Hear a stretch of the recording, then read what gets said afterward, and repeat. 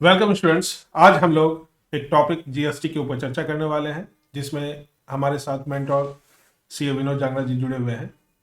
और हम लोग जीएसटी की पूरी हिस्ट्री, जीएसटी का एलोकेशन क्या है, जीएसटी आया क्यों, ये सारी भी चर्चा करेंगे। और हमारी जो चार्टर्ड अकाउंटेंट कम्युनिटी है, जो आईसीआई है, इसे इस जीएसटी का महारत हासिल हो चुका है। सभी चार्टर्ड अकाउंटेंट बहुत अच्छे ढंग से जीएसटी को कैपेबल हैं हैंडल करने में। और सारे जितने भी क्लाइंट हैं, कस्टमर्स हैं या एंटरप्रेनर हैं, जो बिजनेस कर रहे हैं और जो जीएसटी रजिस्टर्ड यूज़र हैं, चाहे वो किसी भी स्कीम में हो, वो सारे को अच्छी सर्विसेज मिल रही है। इनफैक्ट सिर्फ उनको ही नहीं बल्कि गवर्नमेंट को भी हम लोग सलाह दे रहे हैं। तो आज हम लोग इसी के ऊपर चर्चा करेंगे। तो सबसे पहला जो सवाल है कि जीएसटी सर कब इफेक्टेड हुई थी, कब इनएक्टेड हुई थी? देखिए सर, जीएसटी जो है हमारे इंडिया के अंदर 1 जुलाई 2017 से एप्लीकेबल हो गया था। ठीक है सर, इस जीएसटी एक्ट का पूरा, जीएसटी का जो एक्ट है, इसका पूरा नाम क्या है? Goods and service tax. Goods and service tax act जी। और सर इसमें अभी तक जो है, जो सिस्टम है, टैक्सेशन सिस्टम क्या है, पहले क्या थी और अभी क्या है? तो देखो, इसके लिए मैं आपको बताना चाहूंगा, जीएसटी 1 जुलाई 2017 को जब आया, उससे पहले इस जीएसटी की जगह पे मल्टीपल टैक्स थे। जी जैसे अगर कोई कंपनी या कोई फर्म मैन्युफैक्चरिंग करती है किसी आइटम की, किसी भी प्रोडक्ट को वो मैन्युफैक्चर कर रही है, तो मैन्युफैक्चरिंग पे उसको एक एक्साइज ड्यूटी पे करनी होती थी, जो सेंट्रल एक्साइज भी होती थी और स्टेट एक्साइज भी कुछ चीज़ों पे लगती थी। ठीक है। जैसे सेंट्रल एक्साइज तो नॉर्मल सभी प्रोडक्ट पे थी, और अगर हम अल्कोहल की बात करें तो उस पर स्टेट एक्साइज जो आज भी लगती है, क्योंकि अल्कोहल को जीएसटी से बाहर रखा गया अभी तक। ठीक है। और उसके अलावा अगर ट्रेडिंग आप कर रहे हैं तो एक सेल टैक्स लगता था, गुड्स की अगर आप ट्रेडिंग कर रहे हैं। जी अगर आप सर्विस प्रोवाइडर हैं तो आपके ऊपर सर्विस टैक्स लगता था। जी बिल्कुल। और इसमें कुछ एंटरटेनमेंट टैक्स, ऑक्ट्रोइज, लोकल टैक्सेस और काफी सारे ऐसे टैक्सेस थे जी जो जिनको सबको खत्म करके 1 जुलाई 17 को उन टैक्सेस को खत्म करके एक सिंगल टैक्स, एक कंप्रीहेंसिव टैक्स जीएसटी को लाया गया। जी ये इससे तो बहुत सारी सुविधाएं मतलब मिल रही होगी कि मल्टीपल टैक्सेशन सिस्टम के लिए रजिस्टर। देखो सर, इसका इम्पैक्ट मैं आपको बताता हूँ। इम्पैक्ट क्या आया, आप समझिए, पहले जो हमारे टाइम पे जैसे वैट और जैसे सेल टैक्स को बोलते हैं, वैट भी बोलते थे, वैल्यू एडिड टैक्स, वो वैल्यू एडिड पे होता था। तो अब उसमें क्या होता था, आपने एक फॉर एग्जांपल आप मान लीजिए एक 100 रुपए की आइटम प्रोडक्ट, मतलब प्रोडक्शन हुआ किसी कंपनी में, उसके ऊपर एक एक्साइज 12.5% लगभग लगती थी उस टाइम। तो मैक्सिमम प्रोडक्ट पे 12.5% होती थी। तो 12.5% उसके ऊपर 100 रुपए पे लगाया, तो 112 रुपए 50 पैसे का उसको प्राइस, उसका कॉस्ट हो गया मैन्युफैक्चरिंग एंड से। साथ में उसने अपना एक प्रॉफिट भी ऐड करके रखा उस 100 रुपीज में। वो वेल एंड गुड, तो वो तो होना ही था। उस प्रॉफिट पे एक्साइज भी आया और वो 112 रुपए के ऊपर सेल टैक्स लगा। वो सेल टैक्स जो लगता था, वैट जो लगता था, वैल्यू एडिड टैक्स, वो एक्साइज को इंक्लूड करने के बाद लगता था। समझिए आप, तो एक्साइज, उसके अंदर भी एक्साइज ऐड है। तो और वो ऐड करने के बाद अब क्या होता है कि हमें एक्साइज जो टैक्स 12 रुपए 50 पैसे जो टैक्स का कंपोनेंट है, उस टैक्स के ऊपर भी वैट देना पड़ रहा है। मतलब टैक्स के ऊपर भी टैक्स देना पड़ रहा है। ये बिल्कुल ऐसा है जैसे आप कंपाउंड इंटरेस्ट की बात करते हैं। अगर आपने कोई कंपाउंड इंटरेस्ट पे किसी को पैसा दे दिया, तो आपने एक महीने बाद, जैसे मंथली कंपाउंड हो रहा है, तो आपने लाख रुपया दिया, तो वो महीने बाद उसमें प्रिंसिपल में ऐड हो जाता है। जैसे टीसीएस की भी तरह हम लोग समझ सकते हैं कि टीसीएस उस जो अमाउंट है वो सेल अमाउंट प्लस जो जीएसटी अमाउंट है, ये दोनों के मिलाकर उसमें भी काफी कुछ चेंजेस आए हैं सर। आजकल की डेट में वो टीसीएस भी थोड़ा सा रिफ्लेक्ट हो गया, वो काफी चीजें अकाउंट्स में चेंजेस आए हैं। तो आजकल की डेट में वो जरूरी नहीं है उस पर करें आप। तो हम जीएसटी इंक्लूड नहीं होता टीसीएस के लिए? जीएसटी इंक्लूड करना मैंडेटरी नहीं है सर, आप ना करें तो भी चल जाता है। वो कुछ रिफ्लेक्ट, जो जैसे आजकल के जो टीसीएस है ना, वो नए सेक्शन जो आए हैं, उनके अंदर वो काफी चीजें चेंजेस की हुई हैं। ठीक है। तो वहां पे उसका इंपैक्ट नहीं आता। कास्केडिंग इफेक्ट, जो देखो हम जो बोल रहे हैं ना, जो टैक्स के ऊपर जो टैक्स लगता है, अगर हम इंटरेस्ट की बात करें तो उसमें हम उसको बोलते हैं कंपाउंड इंटरेस्ट। जी जी जी। और जैसे इंटरेस्ट के ऊपर इंटरेस्ट लगता है उसको हम कंपाउंड इंटरेस्ट बोलते हैं। इसी तरह टैक्सेशन के अंदर टैक्स के ऊपर जो टैक्स लगता है उसे हम कास्केडिंग इफेक्ट बोलते हैं। ओके, मतलब टैक्स के ऊपर टैक्स दिया जा रहा है। उम्मीद करता हूं कि कास्केडिंग टैक्सेशन सिस्टम क्या है ये भी आपको समझ में आ गया होगा। तो उसको कास्केडिंग इफेक्ट को खत्म कर दिया गया। मैक्सिमम लेवल तक वो खत्म हो चुका है। प्रॉपरली 100% तो अभी भी नहीं हुआ है। कुछ चीजों पे इसका जगह, अगर मैं देखो कुछ चीजों पे आपको बताना चाहूं तो हमारा जो पर्पस था ना, वो ये था कि हमने एक बिजनेसमैन ने कुछ सर्विसेज या कुछ प्रोडक्ट्स को प्रोक्योर किया, मतलब कुछ परचेज किया, उस पर जीएसटी का टैक्स दिया या सेल टैक्स या पहले एक्साइज का पे करता था। तो उसके बाद वो जब अपनी सेल कर रहा है या सप्लाई दे रहा है या सर्विस प्रोवाइड कर रहा है, तो उसके अंदर कहीं ना कहीं वो जो परचेज उसने किया है उसकी कॉस्ट उसके अंदर इंक्लूड होती थी। अगर उसकी अंदर कॉस्ट उसकी इंक्लूड है तो उसके अंदर वो टैक्स का पार्ट भी है।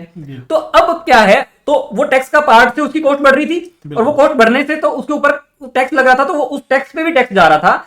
तो यहां पे एक कास्केडिंग इफेक्ट का यहां रह गया। जैसे आपको पता है सर, सेक्शन 17 सब सेक्शन 5 के अंदर ब्लॉक्ड क्रेडिट की बात जीएसटी की गई है, जिसके अंदर आप जैसे गाड़ी अगर आप कोई परचेज करते हैं, मोटर व्हीकल कोई आप परचेज करते हैं, तो आपको उसका इनपुट, जीएसटी का इनपुट आपको अलाउड नहीं होता। तो अब एक तरह से सोचिए, मैं अपना बिजनेस कर रहा हूं और मैंने अपने बिजनेस के लिए एक गाड़ी खरीदी है, पैसेंजर कार खरीदी है या बाइक खरीदी है, तो मुझे उसका जीएसटी तो उस पर लगा, जब परचेज करने के लिए जीएसटी में दे के आया, बट उस जीएसटी का मुझको इनपुट नहीं मिला। अब आप सोचिए, इनपुट नहीं मिला तो वो मेरे P&L, profit and loss account के उसके एक पार्ट में, खर्चे में वो शो कर रहा होगा, क्योंकि इनपुट तो आया नहीं। इनपुट नहीं आया तो क्या किया होगा मैंने, या तो मैंने उसको कैपिटलाइज किया फिक्स एसेट में। सर हम लोग कैपिटलाइज किया, अकाउंटिंग ट्रीटमेंट के ऊपर अभी नहीं जाएंगे। हाँ बिल्कुल सर, मैं थोड़ा सा आपको जस्ट जनरली आपको बता रहा हूँ। तो वो कास्ट उसमें क्या हुआ, वो फिक्स एसेट में गया तो उस पर डेप्रिसिएशन लगाया, और अगर डायरेक्ट खर्चे में आया तो वो जो कॉस्ट है ना, वो कहीं ना कहीं मेरा सेल प्राइस, जो सेल्स वैल्यू है, उसको बढ़ा देती है। और वो बढ़ाने की वजह से उस पार्ट पे वो कास्केडिंग इफेक्ट जो मैं बता रहा था ना, वो कास्केडिंग इफेक्ट उस पे आ गया ऑलरेडी। तो 100% से वो रिमूव नहीं कर पाए। मैं सिर्फ आपको ये थोड़ा सा बताने की कोशिश कर रहा था। तो कहीं कहीं ये चीजें रह गई हैं। कास्केडिंग टैक्सेशन सिस्टम भी आपने समझा, जीएसटी का जो रूल है, ये जो चार्जिंग मेथड है, ये भी हम लोगों ने समझा। और इनफैक्ट एक और खास बात बताता हूँ कि सर के साथ मैं बार बार इंटरव्यू इसलिए करता हूँ ताकि मेरी भी जो नॉलेज है वो बहुत हद तक बढ़े, ताकि जब मैं बच्चों के साथ या कहीं पर भी अगर बातें करूं तो वहां पर जो भी कुछ मुझे इनपुट मिलता है वो भी शेयर करूं, और करता भी हूं क्लास। सर आपको बहुत सारी नॉलेज है, आप देखिए। नहीं, ये सर देखिए क्या होता है कि ज्ञान जितना मिले कम है, मैं तो सीधा यही बात मानता हूँ, और हमेशा मैं लर्निंग मोड में रहता हूँ, और अपने क्लास में मैं बोलता हूँ रहना भी चाहिए, हमेशा हमें लर्निंग मोड में ही रहना चाहिए। ये लाइफ बहुत छोटी है सीखने के लिए। सर सीए का कोर्स में यही चीज सिखा दिया जाता है कि learning, always be ready for learning. अब जो है मैं ये चीज पूछना चाहूंगा कि जो जीएसटी जो है, आपने जो सिस्टम का टैक्सेशन को कैसे लगाया जाता है, कैसे लेवी किया जाता है, इसके ऊपर आपने बताया, बहुत अच्छा इनपुट था।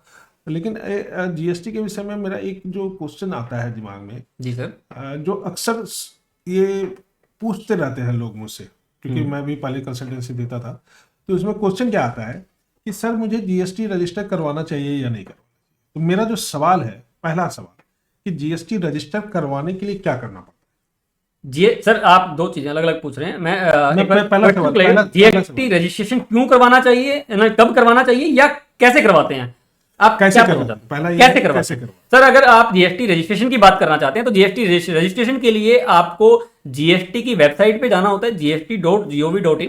उसके लिए आपको कुछ जनरल डॉक्यूमेंट्स की जरूरत होती है, जैसे आधार कार्ड आपका है, पैन कार्ड आपका है, और आधार कार्ड पैन कार्ड के साथ अगर आपकी जो ऑफिस है वो रेंटेड प्रॉपर्टी है तो आपको रेंट एग्रीमेंट, प्लस एक एड्रेस प्रूफ के तौर पे इलेक्ट्रिसिटी बिल या वाटर बिल, या आपको आपकी रजिस्ट्री की कॉपी है तो उसमें से कोई प्रूफ आपको देना होता है। तो वो प्रूफ देने के बाद, हालांकि मैं आपको बता दूं कि यहाँ कई बार जीएसटी देने के लिए जो ऑफिसर्स हैं वो ऐसे कई बार नोटिस इश्यू कर देते हैं जो रिलीवेंट नहीं होते। उन्होंने अगर आपने इलेक्ट्रिसिटी बिल नहीं दिया, वाटर बिल उसकी जगह दे दिया, हालांकि एक्ट बोलता है कि आप दे सकते हैं, बट वो उन्होंने एक थोड़ा सा ऐसा बना लिया कि आपको इलेक्ट्रिसिटी बिल ही देना है। अगर आपने नहीं दिया वो फोर्सफुली मांगेंगे आपसे, बाई चांस आपके पास इलेक्ट्रिसिटी बिल अवेलेबल नहीं है तो वो मांग लेते हैं। और हालांकि वो मैंडेटरी नहीं है आपको देना, भाई आप कोई भी डॉक्यूमेंट दे सकते हैं एड्रेस प्रूफ में, बट वो कई बार मांग लेते हैं तो आपको देना पड़ जाता है। तो इसके साथ ही वो आपको रेंट एग्रीमेंट, प्लस आप जिस गुड्स या सर्विसेज में आप डील करना चाहते हैं, तो वो टॉप 5 जो सर्विसेज या आपकी गुड्स हैं उनके आपको एचएसएन कोड, गुड्स के अंदर एचएसएन कोड होते हैं सर, और सर्विस के अंदर सर्विस अकाउंटिंग कोड होता है, एसएसी बोलते हैं जिसको, तो वो देना होता है। उसके साथ आपको आपका आधार कार्ड के साथ मोबाइल नंबर लिंक होना चाहिए, उससे आपको आधार ऑथेंटिकेशन बाद में करना पड़ता है। अगर आप वो ऑथेंटिकेशन कर देते हैं तो आपको अभी नोटिफिकेशन में 7 डेज का पीरियड दिया हुआ है। 7 डेज में अगर आपका 7 वर्किंग डेज में जीएसटी आपका अप्रूवल, या तो कोई ना कोई नोटिस आपके पास आना चाहिए, डिपार्टमेंट ने कोई एक्शन लेना पड़ेगा। अगर उसने एक्शन नहीं लिया तो 7 डेज में वो डीम्ड अप्रूवल माना जाता है। ठीक है, ये तो हमारी जो बात हुई, इसके अलावा भी बहुत सारी चीजें उसमें मतलब एड ऑन होता है, बट सर की तरफ से अभी सिर्फ हम लोग वीडियो में इनसाइट दे रहे हैं। अगर पूरी और भी ज्यादा जानकारी चाहिए कि how to register for GST, तो फिर उसके लिए आप हमसे जुड़ सकते हैं। हमारे चैनल का डिस्क्रिप्शन लिंक पे चला जाएगा, और साथ में ईमेल आईडी भी चला जाएगा, आप वहां पे भी आप ईमेल कर सकते हैं। अब अगला सवाल, सर जीएसटी के जो रजिस्ट्रेशन, ये तो हो गया कि रजिस्टर कैसे कर सकते हैं। अब दूसरा सवाल ये है इसमें कि जीएसटी के रजिस्ट्रेशन टाइप क्या है। सर जीएसटी रजिस्ट्रेशन आप जैसे एक तो कंपोजिशन टाइप होता है, कंपोजिशन में भी आप जीएसटी रजिस्ट्रेशन कर सकते हैं, जिसके अंदर 1.5 करोड़ तक की टर्नओवर आपकी होती है, सालाना जो टर्नओवर आपकी ईयरली टर्नओवर जो है वो करंट ईयर को लेके चलते हैं या प्रीसीडिंग ईयर को? सर उसमें आपको जैसे ही आप वो प्रीवियस ईयर का रिलेवेंस नहीं है, आपको 1.5 करोड़ तक ही आपको कंपोजिशन अलाउड है। पिछले साल अगर 1.5 करोड़ कंप्लीट कर दी तो आपको उसमें आ ही नहीं सकते आप, ठीक है, भाई आपकी ऑलरेडी एक्सेस है। तो ऑलरेडी मतलब जब भी आप बिजनेस स्टार्ट करेंगे तो पहले 1.5 करोड़ तक आप कंपोजिशन स्कीम ले सकते हैं। उसके बाद अगर 1.5 करोड़ को आपने क्रॉस किया तो आपको रेगुलर स्कीम में आना पड़ेगा। कंपोजिशन के अंदर सिर्फ और सिर्फ डिफरेंस क्या है, कंपोजिशन के अंदर आपको एक फिक्स अमाउंट ऑफ टैक्स देना होता है सेल्स के ऊपर। मैन्युफैक्चरिंग में जैसे वो 2% है, 1% सीजीएसटी, 1% एसजीएसटी। और ट्रेडिंग में अगर बात करें, हम ट्रेड कर रहे हैं तो उसमें आपका सिर्फ 1% रहता है, 0.5 दोनों का पार्ट रहता है। और रेस्टोरेंट सर्विसेज है उसके अंदर 5% रहता है, वो भी कंपोजिशन में आ सकते हैं। अगर कोई व्यक्ति अगर रजिस्टर्ड रेगुलर रजिस्ट्रेशन में आ जाता है, रेगुलर जीएसटी रजिस्टर्ड में आ जाता है कंपोजिशन से जी, क्योंकि 1.5 करोड़ का टर्नओवर लिमिट क्रॉस कर गया है, तो वापस अगर वो अगले साल फॉर एग्जांपल फिर से वो देख रहा है कि उसका जो रिवेन्यू है वो 1 रुपए से स्टार्ट हुआ और जब तक 1.5 करोड़ होगा, तो क्या वो वापस से कंपोजिशन स्कीम ले सकता है? सर वो वापस के स्कीम ले पाएगा, बट उसको लेने के लिए थोड़ा सा उसके कुछ रूल्स दिए हुए हैं, वो एट प्रेजेंट मेरे पास अवेलेबल नहीं है। तो अगर वो उसकी टर्नओवर अगर रहती है एक लिमिट में और वो चाहता है तो वो कर सकता है। बट इसमें मैं आपको एक एड ऑन देना चाहूंगा, अगर आपने एक रजिस्ट्रेशन लिया हुआ है जिसके अंदर आपकी सिर्फ 75 लाख की टर्नओवर ओनली है और आपने कंपोजिशन में लिया हुआ है और आप चाहते हैं मैं दूसरा जीएसटी नंबर ले लूं, और वो भी मैं अभी मेरी 75 लाख है और मेरी दूसरे जीएसटी नंबर में भी 75 लाख से ऊपर टर्नओवर नहीं जाने वाली, तो टोटल 1.5 करोड़ से नीचे ही रहने वाली है, तो मैं ये दूसरे वाला रेगुलर में ले लूं और पहले वाला मैं कंपोजिशन में रहने दूं, तो ऐसा अवेलेबल नहीं है। आपको अगर पहला रजिस्ट्रेशन आपका कंपोजिशन में तो ये कंपोजिशन में लेना पड़ेगा, अगर आप दूसरा रजिस्ट्रेशन आप रेगुलर में लेना चाहते हैं तो पहले वाले को आपको रेगुलर में कन्वर्ट करना पड़ेगा। ठीक है जी सर। तो जैसा कि सर ने अभी ये बात क्लियर किया कि कंपोजिशन 1.5 करोड़ तक का ही अवेलेबल है जी सर, और 2 डिफरेंट रजिस्ट्रेशन आप नहीं ले सकते हैं जी, एक ही रजिस्ट्रेशन टाइप होगा फॉर डिफरेंट जीएसटी नंबर। अब इसके अलावा सर कंपोजिशन स्कीम के अलावा एक तो आपने चर्चा में बता दिया कि रेगुलर, इसके अलावा और कोई इसके अलावा भी सर जैसे कैजुअल टैक्सेबल पर्सन होते हैं, जो हम कई बार क्या होता है कुछ जैसे एक्सपो वगैरह लगते हैं, जैसे मैं यहाँ से जाके दिल्ली में जाके वो ट्रेड फेयर वगैरह होते हैं, वहाँ पे जाके मैं वो मैक्सिमम मेरे को 3 महीने तक के लिए मिलता है और कुछ एडवांस टैक्स भी मुझे वहाँ जमा कराना पड़ता है पहले। ये बात ध्यान से सुनिएगा क्योंकि अक्सर बच्चे लोगों को पता नहीं होता है कि ये कैजुअल टैक्स पेयर होता क्या है। तो कैजुअल टैक्स पेयर का जो सबसे बेहतरीन उदाहरण दिया है कि मान लीजिए जैसे हम कोई एग्जीबिशन वगैरह सब लगाते हैं आउट ऑफ द स्टेट जहां से हम रजिस्टर्ड हैं, उसके अलावा अगर हम कहीं लगाते हैं, बिल्कुल सर, और वहां जाकर के जब जीएसटी नंबर लेते हैं तो ये सर ने जैसे वैलिडिटी भी बताया कि 3 मंथ के लिए ये वैलिड होगा और ये वापस से अगर अगर कभी करना होगा तो वापस से आपको अप्लाई करना पड़ेगा सर, या फिर उसी अप्लाई करना पड़ेगा आपको अलग से अप्लाई करना पड़ेगा। तो ये था हमारा कैजुअल टैक्स पेयर के विषय में। इसमें सर एक डिस्क्लेमर मैं देना चाहूंगा, हम कुछ टाइम पीरियड की बात कर रहे हैं, कुछ सेक्शंस की बात कर रहे हैं और जीएसटी के अंदर इतनी अमेंडमेंट्स हैं शायद ही कोई आदमी सारी याद रख पाए फॉर द टाइम बिंग। तो मैं ये जरूर अपील करना चाहूंगा सबसे कि मतलब अगर आप लोगों को लगता है कि हमने जो बोला है अगर आप उसको अप्लाई करना चाहते हैं तो पहले एक बार एक्ट से गो थ्रू जरूर करें। देखिए हमारी जो वीडियो है, जब भी इंटरव्यू वीडियो होता है वो एक्सक्लूसिव नहीं होता है, ये जो होता है इसमें हम लोग सिर्फ इंसाइट लेते हैं, इस टर्मिनोलॉजी से अवगत होते हैं।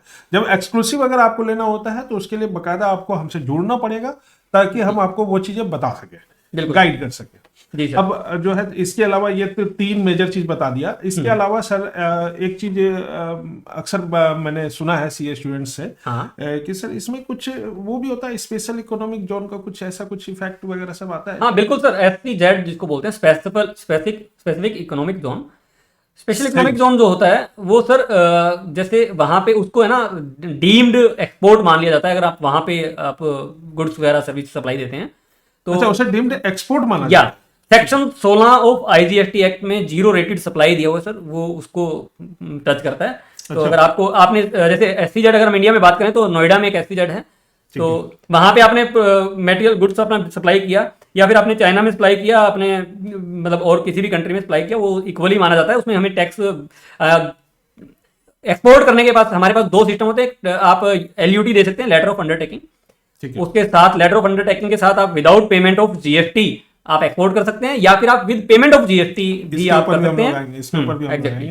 तो ये हमारा सेज के विषय में जो बताया गया, ध्यान से सुनिएगा, SEZ सेज जो हम लोग इनकम टैक्स में पढ़ते हैं और जीएसटी में भी पढ़ते हैं, तो उसमें सेज का रजिस्ट्रेशन बताया गया है, जो इसका जो ट्रीटमेंट है वो डीम्ड एक्सपोर्ट माना जाता सर इसमें एक मेजर डिफरेंस है, मैं वो जरूर बताना चाहूंगा जी। अगर आप without payment of tax GST मतलब without payment of tax export करते हैं या with payment of tax export करते हैं, तो भाई पहले हमने बिना पेमेंट के किया एलयूटी देके, और जो हमारे पास आईटीसी इनपुट में आया था उसका हमने इनपुट ले लिया, रिफंड ले लिया, और एक हमने पेमेंट करके पहले उसमें आईटीसी सारा यूज किया और फिर हमने वापसी रिफंड क्लेम कर लिया। दो मेथड रहते हैं, इन दोनों मेथड में एक मेजर जो डिफरेंस रहता है वो कैपिटल गुड्स का रहता है। अगर आपने विदाउट पेमेंट ऑफ जीएसटी किया तो सिर्फ आपका जो परचेज है, रॉ मटेरियल्स है या ट्रेडिंग जो गुड्स हैं, आपका इनपुट जो है, इनपुट का आईटीसी आप ले सकते हैं। कैपिटल गुड्स का आईटीसी का आपको उस केस में रिफंड नहीं मिलता है। और अगर आप विद पेमेंट ऑफ जीएसटी अगर आप एक्सपोर्ट करते हैं तो उसके अंदर आप अपना परचेज वाला आईटीसी, इनपुट का आईटीसी मतलब, और कैपिटल गुड्स का आईटीसी दोनों आप यूज करके आप उसको पे कर सकते हैं, और उसके बाद जितना टोटल आपने पे किया वो सारा का सारा रिफंड ले सकते हैं। तो अगर आपके बिजनेस में कैपिटल गुड्स एग्जिस्ट करती हैं जिसकी वैल्यू आपकी ज्यादा है या रेलिवेंट है, तो आपको क्या करना पड़ेगा कि विद पेमेंट ऑफ जीएसटी आप एक्सपोर्ट कीजिए, उसमें आपको ज्यादा बेनिफिट रहने वाला है, क्योंकि कैपिटल गुड्स का इनपुट जो है वो भी आपको मिल जाएगा। ध्यान से सुनिएगा, कैपिटल गुड्स का अगर इनपुट क्लेम करना चाहते हैं तो आपको जब भी एक्सपोर्ट करेंगे तो वो एलयूटी के बेस पे ना हो करके उसका जीएसटी पेमेंट बेस पे होगा। बिल्कुल, ये बहुत अच्छी बात बताई सर। एक चीज और था, ये जीएसटी रजिस्ट्रेशन, ये मेजर हम लोग जो 4 तरीके का जो चर्चा की है, इसके अलावा भी कुछ और टाइप? नहीं सर, एक मैंने कंपोजिशन बताया, एक रेगुलर बताया, एक आपको कैजुअल टैक्सेबल पर्सन बताया, और एक नॉन रेजिडेंट टैक्सेबल पर्सन भी आता है। अच्छा, नॉन रेजिडेंट जो है वो भी आके यहाँ पे जीएसटी नंबर ले सकता है, थोड़ा बहुत जो काम करना चाहे कर सकता है। तो उसके अलग अलग रूल्स हैं, वो हम फिर कभी ना कभी फिर बात करेंगे। ठीक है जी सर। और ये एक चीज पूछना था सर। जी सर। कि जीएसटी को लेकर के अब धारणा कि काम बहुत बढ़ रहा है, जीएसटी रजिस्टर करवाएं या ना करवाएं, ठीक है, किस हिसाब से बुक्स मेंटेन करना होगा, जो एसएमई लेवल के हैं, जो स्मॉल इंडस्ट्री के हैं, छोटे छोटे मतलब विद इन 1.5 करोड़ या फिर 10 लाख। इसमें देखो मैं आपको थोड़ा सा मैं बताता हूँ आपको, पहले जो होता था ना सर्विस टैक्स और वैट जो चलता था और एक्साइज चलता था, तो एक तो कॉम्प्लिकेटेड टैक्स था सर जी। और कॉम्प्लिकेटेड टैक्स होने के कारण आपको जो है ना उसको डिसाइड करना कि ये सर्विस है या गुड्स है, तो उसमें भी जो असेसी है वो उलझा रहता था। जैसे वर्क डन की हम बात करें, वर्क कॉन्ट्रैक्ट की बात करें, तो वो सर्विस है, तो सर्विस टैक्स एक्ट बोलता था सर्विस है, आपका जो सेल टैक्स एक्ट है वो बोलता था सेल टैक्स है। और आपने रेस्टोरेंट में कई बार देखा होगा, अगर आपने पहले के बिल में सर्विस टैक्स लगा रहे हैं, साथ में वैट लगा रहे हैं, दोनों चीजें पूरे अमाउंट पे दोनों चीजें भी लग रही थी, तो वो कहीं ना कहीं कस्टमर को, एसएससी को रोकता था उसमें रजिस्ट्रेशन लेके उनको उलझनों में जाने से। तो और कुछ चीजें दोनों से भी बच जाती थी सर, मतलब कहीं ना कहीं ऐसा था कि तो वहां पे एसएससी जो है वो कम थे, और दूसरा state wise, state to state वो थोड़ा सा डिफरेंस हो जाता था। अगर मेरे को आज मैं हरियाणा में अगर मैं काम कर रहा हूँ और मुझे दिल्ली का काम करना पड़ जाए या मुझे पंजाब का काम करना पड़ जाए, तो वहां का स्टेट टैक्स अलग है सर, सेल टैक्स आपका वैट जो है यहाँ का अलग है, तो मुझे उसके रूल्स रेगुलेशंस नहीं पता, मैं कर नहीं सकता। तो एक वो जो ऑल पैन इंडिया जो काम कर सकते हैं वो हम नहीं कर सकते थे। जीएसटी आने से उसने बिल्कुल इसको यूं मान लिए फैमिलियर कर दिया, ऑल ओवर इंडिया पे सेम टैक्स है, पैन इंडिया एक ही टैक्स एक ही तरह का लगता है, सब रूल सेम है। आईजीएसटी एक्ट में जो लिखे हुए सब रूल सेम है। स्टेट टैक्स में भी जो अब 2 पैरेलल एक्ट चलते हैं सर, आप वैसे तो कहें तो 3 एक्ट चलते हैं सर, एक आईजीएसटी एक्ट चलता है, एक सीजीएसटी, एक एसजीएसटी। एसजीएसटी हर स्टेट का अपना है, सीजीएसटी और IGST state government, central government ने बनाया है, तो वो आपका सिंगल रहता है। तो लगभग एसजीएसटी सीजीएसटी के बिल्कुल इक्विवेलेंट रहता है सर, बिल्कुल डिट्टो सेम रहता है, बजाय सिर्फ कुछ पॉइंट ऐसे हैं जहां पे वो अलग हो जाता है। जैसे अगर आप ईवे बिल की बात करें, ईवे बिल के रूल्स में स्टेट को पावर है कि वो अपने ईवे बिल की विद इन द स्टेट की लिमिट्स को प्लस माइनस कर सकता है, बट अगर इंटरस्टेट की हम बात करें, ऑल ओवर इंडिया की इंटरस्टेट की बात करें, तो वो फिर सीजीएसटी रूल्स ही बता सकते हैं। तो वहां पे कुछ जैसे दिल्ली में या मुंबई में ऐसे अलग अलग जगह पे आपकी ईवे बिल की जो थ्रेशोल्ड लिमिट है वो 50,000 से बढ़ा के 1 लाख या ऐसे अलग अलग रखी हुई है कई स्टेट ने। मतलब जीएसटी एक्ट को जो है बेसिकली 2 पार्ट में बांटा गया है, एक सीजीएसटी सेंट्रल या फिर 3-4 पार्टों में, कितने पार्टों में? CGST, SGST, IGST. देखिए वैसे तो आप अगर गो थ्रू करने के लिए बोले तो 2 ही एक्ट हैं, एक आईजीएसटी एक सीजीएसटी, क्योंकि एसजीएसटी उसके पैरेलल चलता है, तो टिपिकली आप पढ़ना चाहें तो 3 एक्ट हो जाते हैं, आईजीएसटी, सीजीएसटी और एसजीएसटी एक्ट। और अदरवाइज क्योंकि देखो CGST is equal to SGST चलता है। हमने अगर किसी ट्रांजेक्शन पे टैक्स देना है और वो 100 रुपए टैक्स देना है, तो अगर हमारा आईजीएसटी लगता है तो 100 रुपए हमें आईजीएसटी देना है, और अगर हमारा सीजीएसटी एसजीएसटी लगता है तो वो दोनों का हाफ 50-50 रुपए एसजीएसटी और सीजीएसटी देना है। तो एक्ट तो आप एक ही पढ़ते हैं ना, तो बस वो थोड़ी कुछ limits with in the state की कुछ लिमिट्स अलग हो जाती है। एक चीज यहाँ पर क्लियर करना चाहूंगा कि जो हम लोग सर आप भी थोड़ा सा इंसाइट दीजिएगा, यूजीएसटी जो है ये एसजीएसटी की तरह ही ट्रीट होता है। बिल्कुल, यूजीएसटी सर देखिए एसजीएसटी मतलब स्टेट ने बनाया है, यूटीजीएसटी यूजीएसटी जो होता है यूनियन टेरिटरी के लिए यूज होता है, वो यूनियन टेरिटरी का उसका अपना लेजिस्लेशन वो बनाते हैं या फिर उनसे गवर्नमेंट भी बना के दे देती है, सेंट्रल गवर्नमेंट भी उसको। तो ये चीजें हमारे विषय में था। अब सीजीएसटी, एसजीएसटी, आईजीएसटी और यूजीएसटी क्या है, इसके विषय में भी हम लोगों ने टैक्सेशन के सिस्टम को समझने का कोशिश किया। अब जो जीएसटी का जो एक चीज है, क्या होता है कि रजिस्टर करने के लिए जैसे जो फुटकर व्यापारी है जी, या जो फुटकर मैन्युफैक्चरर भी है, जो छोटे लेवल पे काम कर रहे हैं, जैसे छोटे मोटे हैंडीक्राफ्ट्स वगैरह सब, या छोटे मोटे टॉयज वगैरह सब बनाना, या मिट्टी के बर्तन बनाना, छोटे छोटे काम, तो क्या इनको रेगुलर जीएसटी लेना चाहिए या फिर कंपोजिशन? देखिए सर, रेगुलर और कंपोजिशन में मैं एक मेजर डिफरेंस बताता हूँ, जो काफ़ी प्रोफेशनल्स इसको इग्नोर कर जाते हैं। अगर आपको देखिए, आप क्या जैसे आपकी जो नॉर्मल दुकान है या शॉप है जिसके अंदर आपके मल्टीपल प्रोडक्ट्स हैं जिनकी आप स्टॉक भी आप मेंटेन नहीं कर पाते और आपकी टर्नओवर 1.5 करोड़ तक है, तो आप बिल्कुल आप कंपोजिशन स्कीम ले सकते हैं। लेकिन कंपोजिशन स्कीम में सिर्फ और सिर्फ एक जो नुकसान है जो लोग अंडर एस्टिमेट कर जाते हैं, उसमें क्या है कि आपको सेल के ऊपर आपको क्या देना है, टैक्स देना है फिक्स परसेंटेज पे, ठीक है। लेकिन उसमें आपकी जितनी भी परचेज है वो सारी जीएसटी रजिस्टर्ड पर्सन से होनी चाहिए।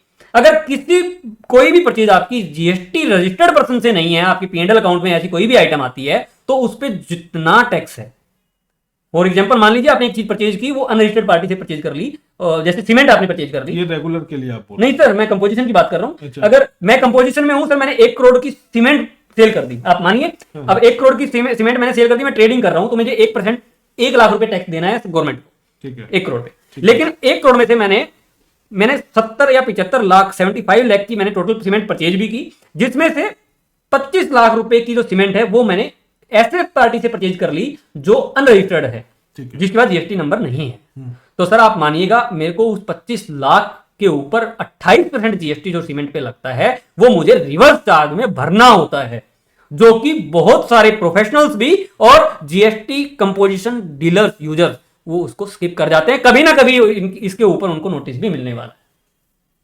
ये बात पॉइंट से सुनिएगा कि जो रेगुलर स्कीम में ना, नहीं कंपोजिशन स्कीम में सर, मैं आपको कंपोजिशन स्कीम की बात कर रहा हूं। अच्छा, कंपोजिशन स्कीम में अदरवाइज तो आपको कंपोजिट टैक्स देना है सिर्फ 1% ट्रेडिंग पे या मैन्युफैक्चरिंग पे 2%। देखिए पॉइंट यहां पर नोट कीजिएगा कि if you are registered under composition scheme, then in that case हम जो परचेज कर रहे हैं वो 100% हमारा रजिस्टर्ड परचेज होना चाहिए। या अगर अनरजिस्टर्ड परचेज करते हैं, यानी कि without Then you have to- GST अगर हम लोग परचेज करते हैं और वो गुड्स जीएसटी के दायरे में है, उसका कोई रेट है जैसे 5%, 12%, 18%, 28%, कुछ भी अगर लेवी कर रहा है, तो उस रेट पे हमें रिवर्स चार्ज के भीतर वो टैक्स जमा कराना होगा पहले, बिल्कुल, और उसका हमें इनपुट नहीं मिलने वाला।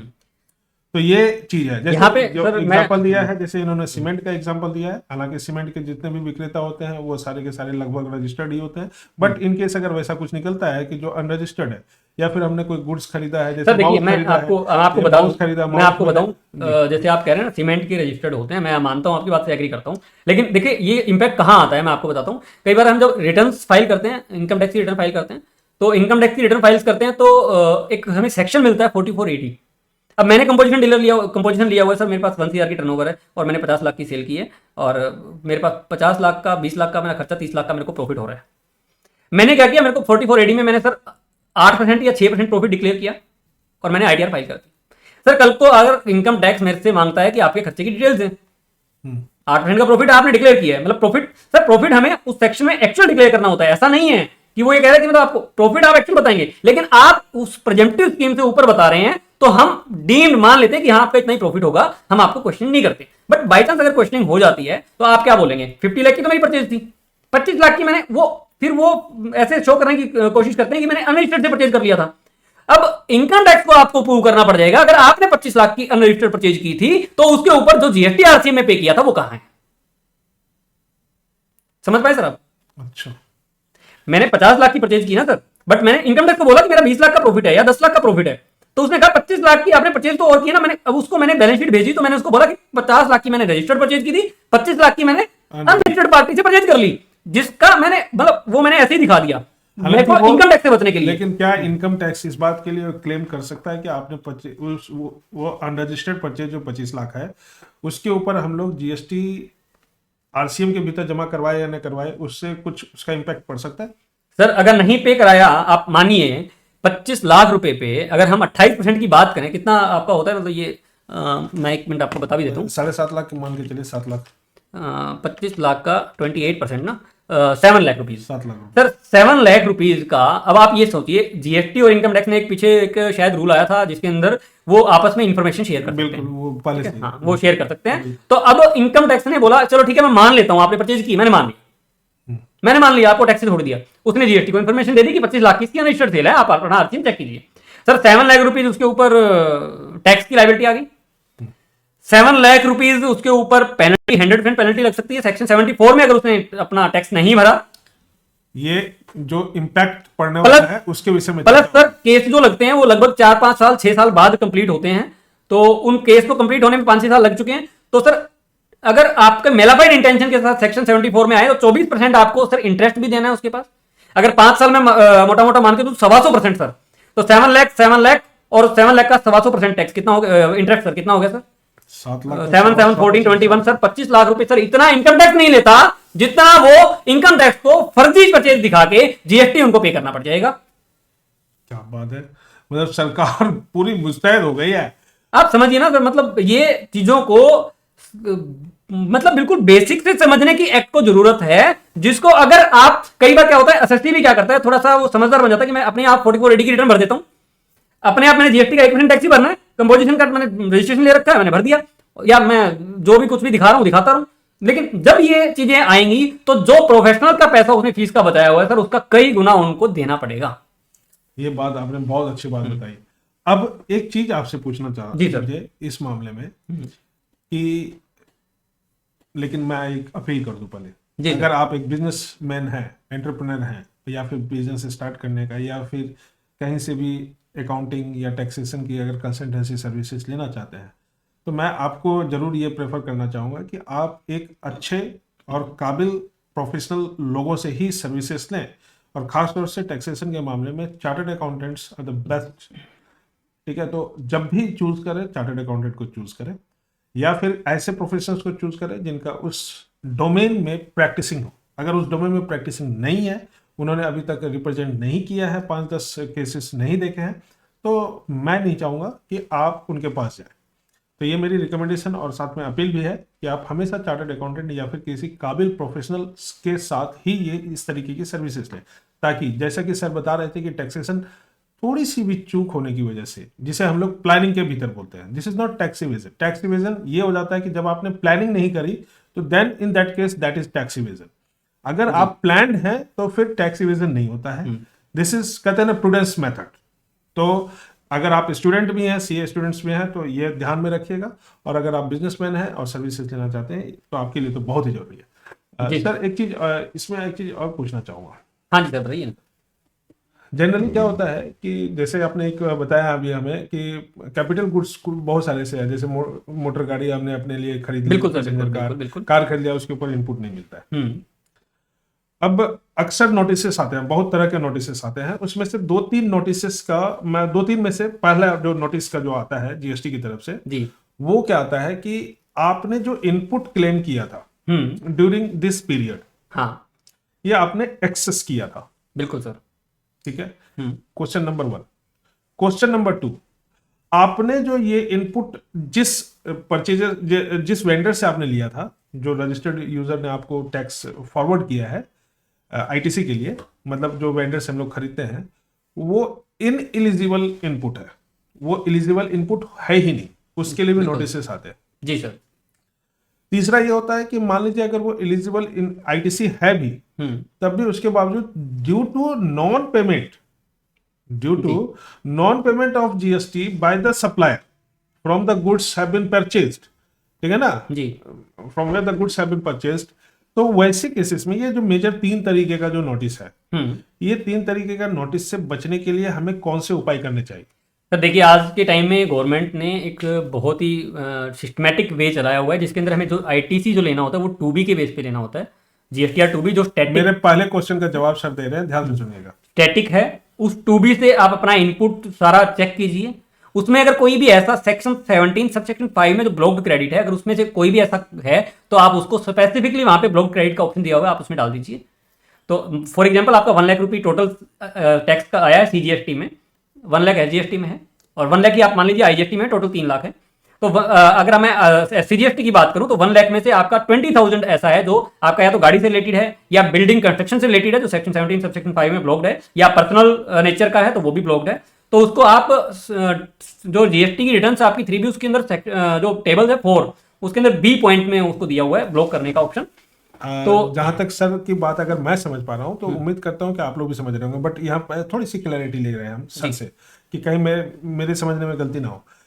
जो पोर्टल पे मतलब gst.gov.in के पोर्टल पर जो हमें 2B की रिपोर्ट आती है उसमें कौन से इनपुट एलिजिबल हैं, कौन से इनपुट एलिजिबल नहीं है, ये सारी इंफॉर्मेशन आ जाती है। नहीं सर देखिए 2B में सर आप समझिए, नहीं मेरा कंसर्न ये था क्या इस तरीके से बिफिकेशन मैं एक आपको बताता हूँ। 2B में आपने जितना भी परचेज किया GST रजिस्टर्ड पर्सन से और उसको अपने अपना GST नंबर दिया, उसने अपनी सेल की जो GSTR1 सेल की सप्लाई की रिटर्न होती है आउटवर्ड सप्लाई की, उसने अपनी वो रिटर्न GST के पोर्टल पे भरी है। तो आपके GST नंबर पे जो उसने सेल की थी वो सारी आपके पोर्टल पे रिफ्लेक्ट कर रही है 2B के अंदर। अच्छा 2B के भीतर उसके भीतर कोई अलग से जिसने भी क्लासिफिकेशन नहीं है, जिसने भी आपसे परचेज किया वो सब वहां पे एक लिस्ट आपके पास आ गई है। अब आप समझिए इसको, आप वो क्यों नहीं बता सकते कि आपका कौन सा एलिजिबल है कौन सा नहीं है। सर आपने ट्रेड कर रहे हैं, मान लीजिए आप आयरन की ट्रेड कर रहे हैं, सरिया जो होता है बिल्डिंग में लगाने का। मतलब यहाँ पर इसलिए मैं ये क्वेश्चन किया था कि होता क्या है कि अक्सर ये जो नोटिसेस आते हैं, ये नोटिसेस जब आते हैं तो 2B के कुछ अकाउंटेंट या कुछ बिजनेस यूजर जो है वो 2B को रेफर नहीं करते, 2A को रेफर करते हैं। मैं जस्ट आपको एक ही सेकंड में इसका रिप्लाई दूंगा, मैक्सिमम 20 सेकंड का रिप्लाई है। तो इसमें क्या है कि आपने जो सरिया आप ट्रेड कर रहे हैं आयरन की, तो आपने सरिया परचेज किया सर, उसका इनपुट आपको मिलना चाहिए था, आपने सेल कर दिया। उसमें से 1 क्विंटल सरिया आपने अपनी जो प्रीमाइसेस की बिल्डिंग है उसमें बनाने के लिए यूज कर लिया। सर क्या जिससे आपने परचेज किया उसको पता था आप अपने स्टॉक में से इसको यूज कर लेंगे? नहीं, उसको नहीं पता। उसको पता हो सकता है, पॉइंट नोट कीजिए। अगर उसको पता नहीं तो वो कैसे उसको इनएलिजिबल में डाल सकता है? और आपके लिए कौन सा GST एलिजिबल है कौन सा नहीं है, क्या ये वर्किंग अगर वो कर देगा तो आप लोग क्या करेंगे सर? बिल्कुल, यानी प्रूडेंस। मैंने इसलिए ये क्वेश्चन किया था क्योंकि अक्सर हम लोगों से ये बात चूक हो जाती है, अच्छा जितना आया इनपुट उठा लो सारा का सारा। ऐसा नहीं करना सर, आपको उसके अंदर आपको एनालिसिस करना है कौन सा मेरे पास अवेलेबल है कौन सा नहीं। ये मेरा दूसरा क्वेश्चन का जवाब था, सुनिएगा ध्यान से एकदम। और सर तीसरा इनपुट के विषय में थोड़ा सा बताएं कुछ। तीसरा आपने क्या बोला था सर, एक बार रिपीट करेंगे प्लीज? ये क्वेश्चन तो मैं लिखा नहीं हूँ। कोई बात नहीं सर, देखिए मैंने टोटली आपको बता दिया। 2A अपना वैसे अगर किसी, हाँ एक आपने बोला था कि पार्टी ने टैक्स नहीं भरा, उस केस में सर आप टैक्स आप ले लीजिए, कोई ये होता है CA का दिमाग, देखो। सर पार्टी ने टैक्स नहीं भरा उस केस में देखो गलती आपकी नहीं है, आप टैक्स क्लेम गवर्नमेंट एक्ट तो बोलता है आप नहीं ले सकते, बट आप लीजिए, आपके पास इनवॉइसेस होना चाहिए, आपके पास प्रूफ होना चाहिए, आपके पास स्टॉक आया था, इन्वेंट्री आई थी, तो सब कुछ अगर आपके पास आया है तो इन दैट केस आप इनपुट ले लीजिए, आप अपना केसेस कीजिए। लेकिन नोटिस आ जाते हैं सर नोटिस आएंगे, उनको नोटिस को आपको रिप्लाई करना पड़ेगा। अगर आपको लगता है कि आपका उसमें इतना अक्सर वहां पर जो है सजेशन चला जाता है, खासतौर से चूंकि मैं CA के साथ बहुत ज्यादा इंटरेक्ट करता हूँ जी, तो वहां पर जो है ये हो जाता है कि अच्छा अभी आप पहले जमा करवा दीजिए, तो पहले पैसा जमा करवाना पड़ जाता है कभी कभी। जब किस के लिए सर, आप क्या कहते हैं? मतलब एक्ट करने के लिए, केस करने के लिए है ना? हाँ, तो उससे वो कुछ परसेंटेज आपको अगर केसेज में जा रहे हैं तो आपको जमा करानी पड़ेगी। यहाँ पर पॉइंट ध्यान से सुनिएगा कि जब आप अपील में जाते हैं, मतलब किसी भी तरीके का अगर अपील में जाते हैं अगेंस्ट ऑर्डर, तो आपको कुछ अमाउंट, सर्टेन अमाउंट जो है आपको जमा कराना होता है। 100% वहां भी सर आपको ये बिल्कुल ठीक उसी तरीके से जैसे इनकम टैक्स में होता है। बिल्कुल, यहाँ आपको स्टे भी मिल जाता है अगर आपको ज्यादा अमाउंट लग रहा है और आपकी आर्थिक पोजीशन ऐसी नहीं और आप सही हैं, तो आपको वहां से आप अपील करके आप वो अमाउंट कम भी करवा सकते हैं, या आप ना बिना भरे नॉर्मल फीस भर के भी आप कर सकते हैं। तो आप यहाँ पर अपील में भी जा सकते हैं और कभी कभी सिचुएशन के बेस पे एग्जाम्पशन भी ले सकते हैं। तो ये चीज़ हमारा जो सवाल था इनपुट क्रेडिट को लेकर के, और उसके ऊपर जो नोटिस या ऑर्डर्स वगैरह सब रेज होते हैं उसको लेकर के बात। बिल्कुल सर। अब सेल के लिए अब हम लोग समझना चाहते हैं कि सेल के प्रति जब हम सेल करते हैं GST में, तो वहां पर किन किन बातों का ध्यान रखना होता है? क्योंकि लोग तो हमेशा इनपुट की बात करते हैं लेकिन आउटपुट की बात ही नहीं करते। आउटपुट के समय में हमें क्या क्या ध्यान रखना होता है, मतलब सेल के समय में क्या ध्यान सर रखना सेल के टाइम पे भी हमने कौन सी सेल जो हमने B2B को की है, B2C को की है, किस किस स्टेट में अगर गई है, या कोई लार्ज कस्टमर जो है उनको किया है, उनको इनपुट सबको मिल जाए तो जीएसटी नंबर सबके आपके पास होने चाहिए। रजिस्टर्ड पार्टी को अगर आपने किया है और वो जीएसटी नंबर उनका नहीं डाला तो उनके टूबी में वो रिफ्लेक्ट नहीं करेगा, तो उनको इनपुट नहीं मिलेगा। तो वो B2B जो मेन है उसका टैक्सेबल अमाउंट है, उसका टैक्स रेट है, उसका टैक्स अमाउंट। कई बार मैंने देखा है सर वहां पे टैक्स रेट कुछ पार्टीज गलत कर देती है, जिसकी वजह से टैक्स का अमाउंट अलग आ जाता है, गलत आ जाता है, तो उसको इनपुट फिर वो उतना ही टूबी में रिफ्लेक्ट करेगा, उतना ही ले पाएगा। और जो अमाउंट है वो ठीक डालनी होती है। एचएसएन कोड जो है वो आपको डालने होते हैं, 4 डिजिट तक मिनिमम है, उसके बाद डिपेंडिंग अपॉन द टर्नओवर वो 8 डिजिट तक भी आपको डालना पड़ता है। हाँ 8 डिजिट तक होता है। अच्छा, इसी चीज से रिलेटेड अब एक क्वेश्चन ये इस पे भी आता है कि सेल अगेंस्ट सेल जो है, अगेंस्ट सेल, मतलब ध्यान से सुनिएगा आप लोग भी, जितने भी दर्शक हैं एकदम ध्यान से सुनिएगा इस बात को क्वेश्चन की। जब हम सेल करते हैं, मतलब इनपुट के लिए तो नोटिस आता है, अब सेल के लिए भी नोटिस आता है। तो सेल के लिए जो नोटिस आता है उसमें से एक मैं चर्चा कर रहा हूं, जैसे सर ने बोला एचएसएन प्रॉपर डालना चाहिए, बिल्कुल उसी से रिलेटेड क्वेश्चन है, ध्यान से सुनिएगा आप लोग कि जैसे हमने कोई एचएसएन का 4 का लिया या 2 डिजिट का लिया या 4 डिजिट का लिया, हमने 4 डिजिट का लिया फॉर एग्जांपल, लेकिन उसके ऊपर जो है हमने जीएसटी रेट 28% के बजाय 18% लगाया था। बिल्कुल ठीक है। अब नोटिस आ गया कि भाई 28% में आपका जाता है ये गुड्स या फिर ये सर्विसेज आपका 28, बिल्कुल कोई भी चीज अगर है तो, हालांकि सर्विसेज के ऊपर सिर्फ 18% है,